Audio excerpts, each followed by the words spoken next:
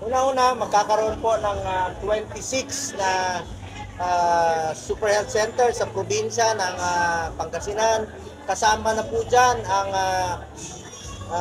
season. No? Magka-groundbreaking po ngayong araw na ito sa season na Super Health Center dito po sa probinsya ng Pangasinan. At magkakaroon po ng mahigit 600 na Super Health Center sa buong Pilipinas. Ang Super Health Center po, it's a medium type of a polyclinic, mas maliit sa hospital, mas malaki sa rural health unit. Ito po Super Health Center, pwede po dyan yung panganganak, pwede po dyan yung laboratory, pwede po dyan yung x-ray, minor cases, early disease detection, dyan na po yung primary care ng universal healthcare, dyan na po yung konsulta ng PhilHealth. Lahat ng Pilipino ay miyembro po ng PhilHealth. Panganganak, pwede na dyan. Sa kakaikot ko sa buong Pilipinas, napansin ko, malalayong lugar, liblib na lugar, yung mga buntis nanganganak sa tricycle at sa jeepney. Ngayon po, with the Super Health Center, ay pwede na po dyan yung panganganak, yung mga minor cases.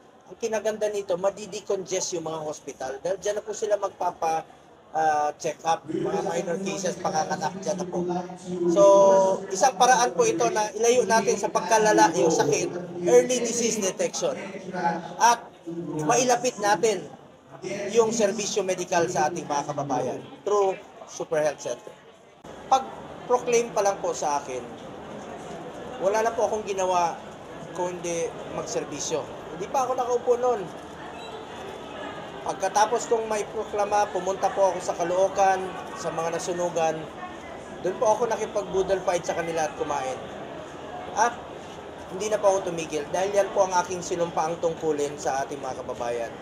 Kahit sang sulok kayo ng Pilipinas, basta kaya po ng aking katawan at panahon, pupuntahan ko po kayo, makatulong, makabigay ng mga proyekto, makatulong sa mga pasyente at makapag-iwan po ng konting kasiyahan sa panahon ng pagdadalamhati ng mga kababayan natin. Alam niyo, pag nasunugan, back to zero po yan. Gusto namin mapasaya sila. Mamaya, pupunta po ako sa mga nasunugan sa Parañaque at sa Las Piñas. Pag wala kaming trabaho sa Senado, hindi ko po matiis na hindi lumabas at puntahan sila.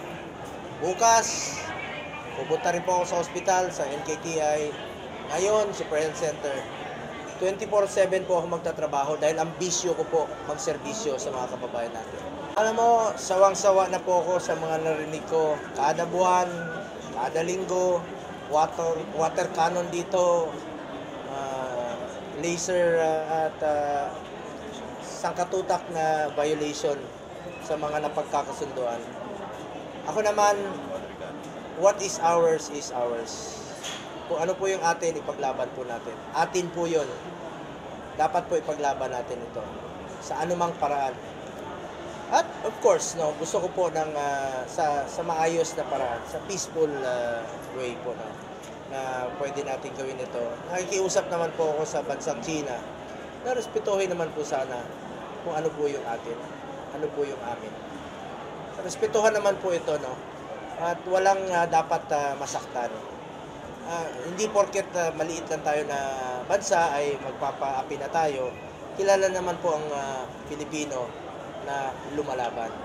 Pero kung may daan po ito sa peaceful resolution, ay idaan po natin sa maayos na paraan. But, ipaglaban po natin kung ano yung atin. What is ours is ours. Atin po yun. Alam nyo, pag merong mga online sellers ng mga smuggled goods, lugi po ang gobyerno rito dahil di naman sila nagbabayad ng buwis. Makakatulong pa yan sa mga mahirap nating mga kababayan. Pangalawa, kung hayaan natin ito, parang tinotolerate po ng gobyerno ang smuggling.